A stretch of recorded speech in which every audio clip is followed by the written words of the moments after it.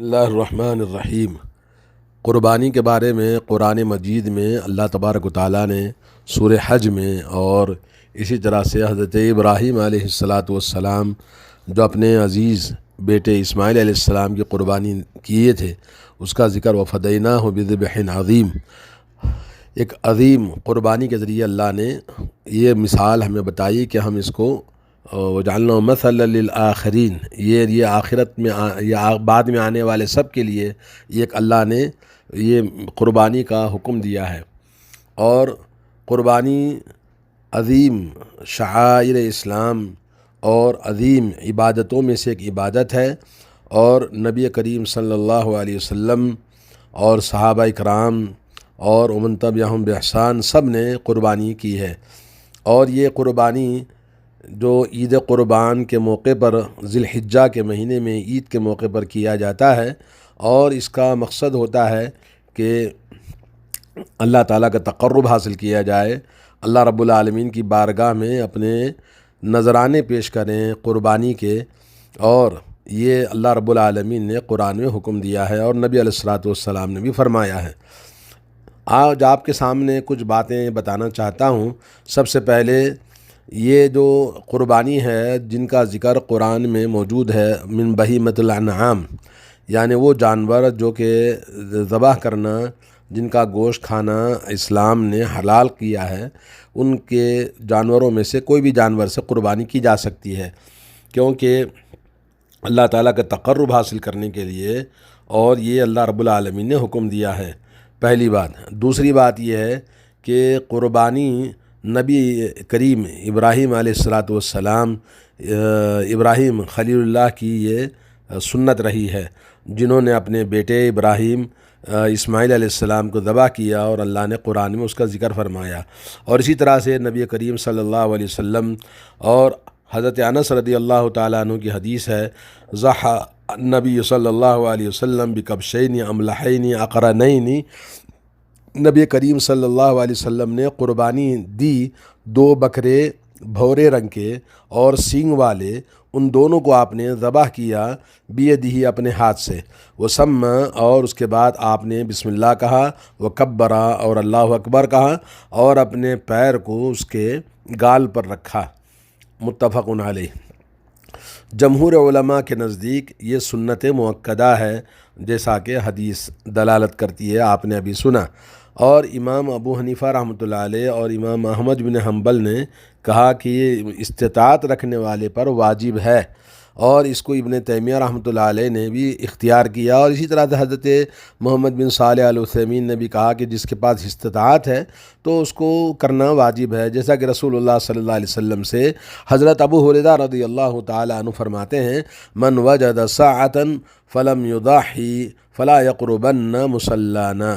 جو شخص اپنے کشادگی کشادگی پاتا ہے قربانی کرنے کی اور قربانی نہ کرے تو ہمارے عیدگاہ میں نہ آئے، اور یہ حدیث مسند احمد میں، ابن ماجہ میں اور مستدرک حاکم میں موجود ہے۔ شیخ البانی نے اس حدیث کو صحیح قرار دیا ہے۔ تیسری بات یہ ہے کہ ایک قربانی چاہے وہ بکرا ہو یا کوئی بھی ایک حصہ قربانی کا آدمی اور اس کے گھر والے اور جن کی وہ نیت کر کے اس میں داخل کرے گا، سب اس میں داخل ہو سکتے ہیں، جیسا کہ حضرت عائشہ رضی اللہ تعالی عنہ فرماتی ہیں، نبی کریم صلی اللہ علیہ وسلم کان یقول عند ذبح اضحیتہ، آپ قربانی جب کرتے تو آپ یہ فرماتے، بسم اللہ اللہم تقبل من محمد و آل محمد و من امت محمد، رواہ مسلم۔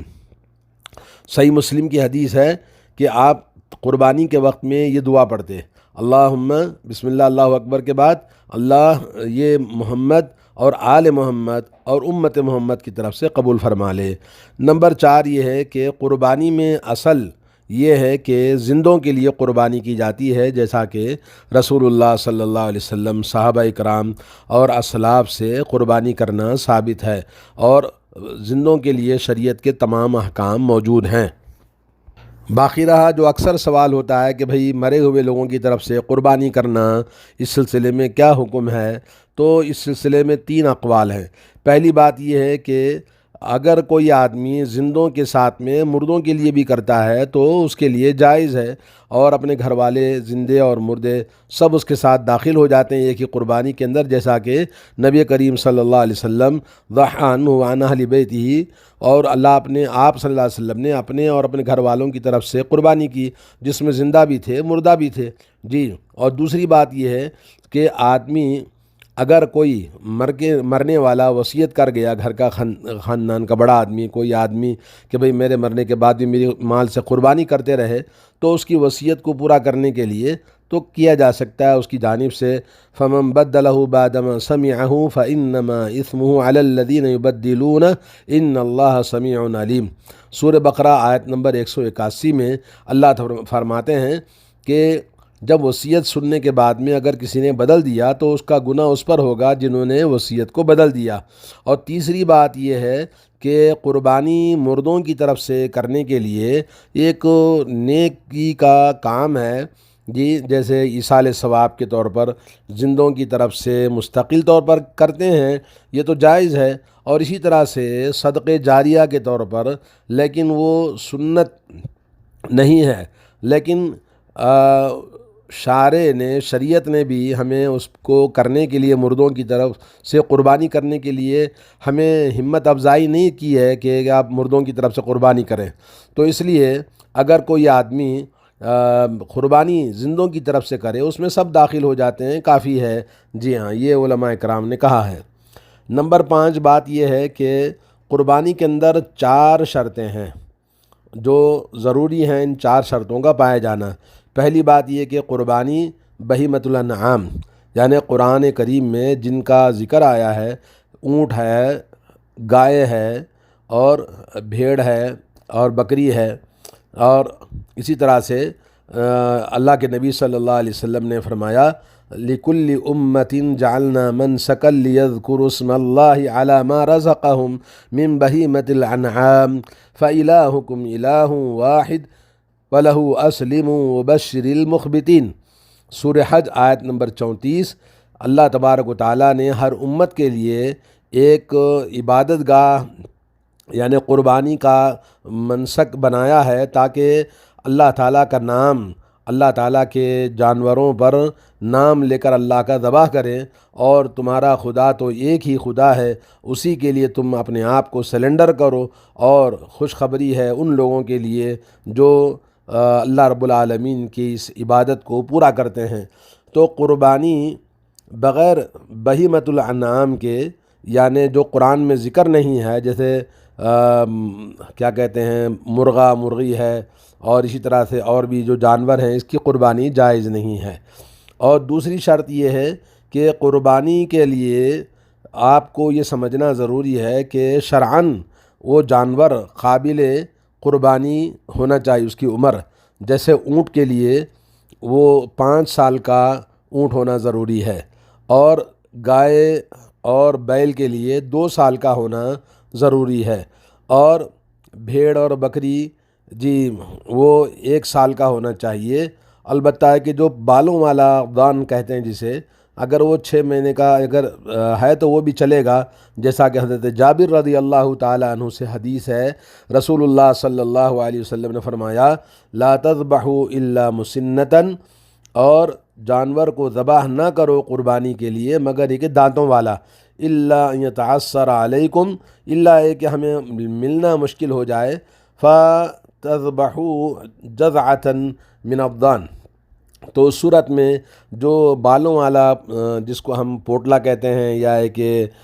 مختلف جگہوں پہ مختلف نام اس کے ہوتے ہیں، جو بالوں سے بھرا ہوتا ہے، اس کو آپ کر سکتے ہیں، جیسا کہ صحیح مسلم کی حدیث ہے۔ تیسری شرط یہ ہے کہ قربانی یہ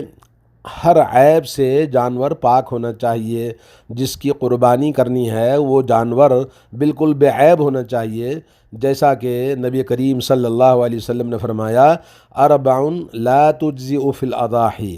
4 باتیں ہیں قربانی کے اندر جو کہ جائز نہیں ہے۔ العوراء البین عورها، وہ کانا،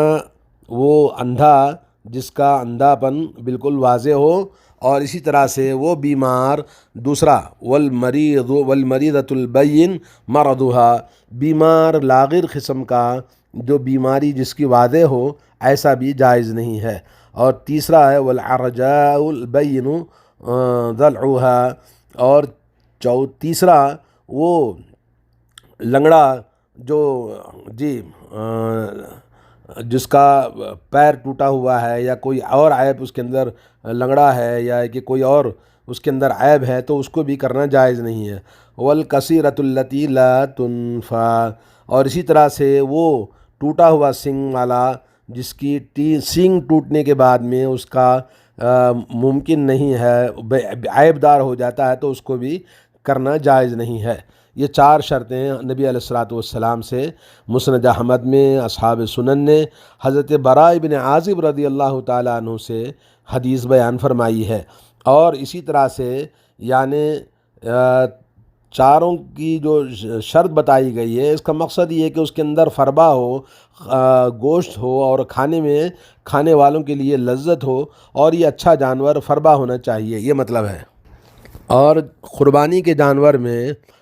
نبی علیہ الصلاۃ والسلام نے خصی کیے ہوئے جانور کی قربانی فرمائی ہے۔ تو کوئی آدمی اپنے پاس اگر خصی کراتا ہے جانور کی قربانی کے لیے اور خصی کیا ہوا جانور اگر ملتا ہے تو اس جانور کی قربانی کرنا جائز ہے، جیسا کہ حدیث کے اندر آتا ہے کہ نبی علیہ الصلاۃ والسلام نے خصی کیے ہوئے جانور کی آپ نے قربانی فرمائی ہے۔ چوتھی شرط یہ ہے کہ قربانی وقت مقررہ پہ، شریعت کا جو وقت ہے خاص وقت میں خاص اوقات میں اس کو کرنا چاہیے، اور نماز عید کے بعد یعنی عید قربانی کی نماز کے بعد وہاں سے لے کر ایام تشریق یعنی 13 دن کی غروب شمس تک،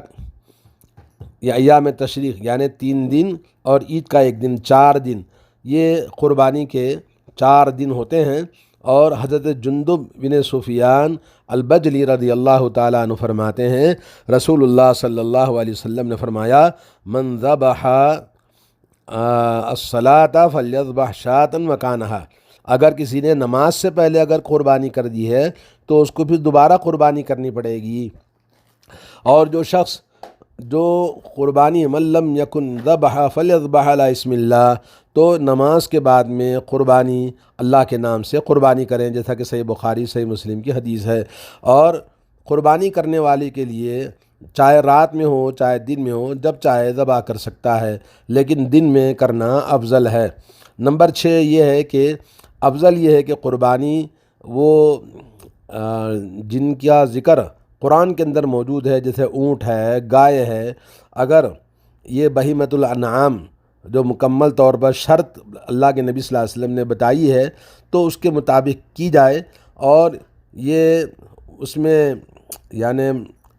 اس بات کا خیال رکھا جائے کہ جانور اچھا فربا ہو، موٹا ہو، تاکہ اللہ کی بارگاہ میں قربانی کے ساتھ ساتھ اور کھانے والے کے لیے بھی یہ اس کا اجر و ثواب بھی اس کا بڑھ جاتا ہے۔ اور اللہ نے فرمایا لن ینال اللہ لحومها ولا دماؤها ولکن ینالہ التقوی منکم، اللہ تعالیٰ کو تمہارا خون اور تمہارا گوشت نہیں پہنچتا ہے، لیکن اللہ تعالیٰ تمہارے تقوی کو دیکھنا چاہتا ہے۔ اور نمبر 7 یہ ہے کہ آدمی جو قربانی کی نیت کرتا ہے، بہت ضروری اس بات کو سمجھنا ہے، جو قربانی کی نیت کرنا چاہتا ہے، قربانی کی نیت جس کی ہے وہ اپنے بال، اپنے ناخن اور اپنے چمڑے وغیرہ جسم سے نہ کاٹے ذی الحجہ کی پہلی تاریخ سے، یعنی ذی الحجہ کا چاند دکھنے کے بعد سے۔ حضرت ام سلمہ رضی اللہ تعالی عنہ فرماتی ہیں نبی کریم صلی اللہ علیہ وسلم نے فرمایا اذا رأیتم ہلال ذی الحجہ، جب تم ذی الحجہ کا چاند دیکھو اور تم میں سے کوئی قربانی کرنا چاہتا ہے تو اپنے بال، اپنے ناخن، اپنے جسم کے کسی بھی چمڑے وغیرہ کو نہ کاٹے، یہاں تک کہ قربانی کاٹنے کے بعد میں اپنے بال کاٹے، تاکہ وہ اس کے بال اور اس کے قربانی کے ساتھ میں اس کی قربانی وہ بھی جسم کی بھی ہو جائے۔ یہ صحیح مسلم کی حدیث ہے۔ نمبر 8 یہ ہے کہ احسان کرنا، یعنی قربانی کے جانور کے ساتھ احسان کرنا، اس کو تکلیف نہیں دینا چاہیے۔ جب ذبح کریں تو اچھی چاقو تیز ہونی چاہیے اور اس کے بغیر جانور کو تکلیف دیے اور اس کو ذبح کریں، اور اس کو آسانی کے ساتھ میں ذبح کریں۔ اور سنت یہ ہے کہ آدمی قربانی کو 3 حصے کرے، اور ایک حصہ اس کو اللہ کے راستے میں صدقہ کر دے اور ایک حصہ لوگوں کو ہدیہ دے دے، اور تیسرا یہ کہ اپنے گھر والوں کے لیے اپنے آپ کو اسٹور کر لے کے کھائے۔ اور اگر اگر آپ اپنے آپ گھر کے تمام افراد کے لیے ضرورت ہے، گھر کے افراد کے لیے ہی کافی ہو جاتا ہے، تو بغیر بانٹے بھی اس کو کھایا جا سکتا ہے، اس میں کوئی حرج نہیں ہے۔ تو یہ چند باتیں تھی قربانی کے تعلق سے۔ اللہ تعالیٰ سے دعا ہے کہ ابھی قربانی کا وقت قریب آ رہا ہے، لوگوں کو معلوم ہونا چاہیے، تیاری ہونی چاہیے۔ باقی جو لوگ یہ کہتے ہیں کہ قربانی لاک ڈاؤن کی وجہ سے یا کرونا کی وجہ سے مشکل ہے، تو ایسی صورت میں پیسے دے کر ہم اس کا صدقہ اور خیرات کر دیں تو قربانی کا بدل ہو جائے گا، ہرگز نہیں ہوگا۔ 10 بار آپ قربانی کے پیسے دے دیں لیکن قربانی کا بدل نہیں ہو سکتا ہے۔ قربانی کوشش کریں کہ ہم اپنے گھر پر نہیں کر سکتے تو کسی اور جگہ پہ کروائیں۔ یہ اللہ تعالیٰ کی بارگاہ میں یہ نذرانہ قربانیوں کا یہ خاص عبادت ہے، جیسا کہ اللہ تبارک و تعالیٰ نے، رسول اللہ صلی اللہ علیہ وسلم نے، اور ہمیں سنت ابیکم ابراہیم، یہ تمہارے باپ ابراہیم علیہ السلام کی سنت ہے۔ اس سنت کا بدل کوئی دوسری نہیں ہو سکتی ہے۔ البتہ جہاں لوگ بالکل نہیں کر سکتے، حالات مشکلات ہیں، تو لا یکلف اللہ نفسا الا وسعہا، اللہ تعالیٰ کسی بھی انسان کو اس کی طاقت سے زیادہ تکلیف نہیں دیتا۔ اللہ تعالیٰ سب کو معاف فرمائے۔ السلام علیکم ورحمۃ اللہ وبرکاتہ۔